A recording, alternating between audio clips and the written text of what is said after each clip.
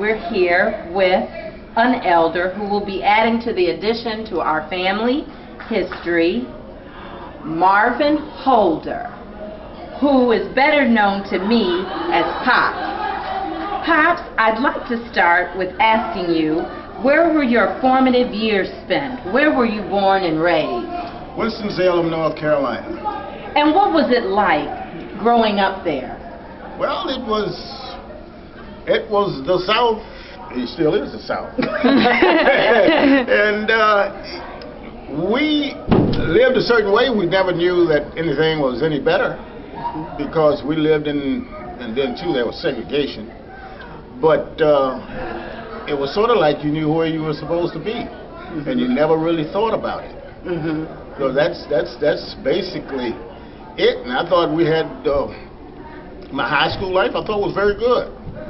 But when you go across town and you see what the other half has, you realize that you could have had something better. So that's when. Well, I know about that later in life, but at the time I didn't think about it. No. What would you say, or what are some of your most outstanding, memorable experiences growing up where you grew up? Can be your college years, your younger years, or now, or whatever. Well, my high school years were very good. I liked that time in my life, and I was sort of like what you'd call an athlete, and I had some fame on the high school level for that. Then when I got to college, I wasn't ready for it, but I enjoyed it, and I had a lot of students. To this day, I still have friends that I went to college with. Matter of fact, I went to homecoming a month ago. Oh, okay. And saw some friends. So I enjoyed that. That past, as you can see, I still wear my cap. But that part is a good time in my life. And then the military, I got to travel around Europe. Oh. And that helped me a lot. That was enjoyable. Did you find at that time, what year was that, and did you find discrimination there in the military? What was that experience like for you? It's there, but as we are working together, we all close and everything. But once you go out on social life, you go downtown. Let's use an example.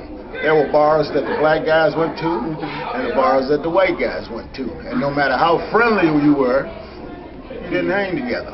That's how that was. And then when you get back to the posts, just like that. I see. Yeah. I see. Last question. What do you remember? Do you remember where you were and how you reacted to the election of President Barack Obama?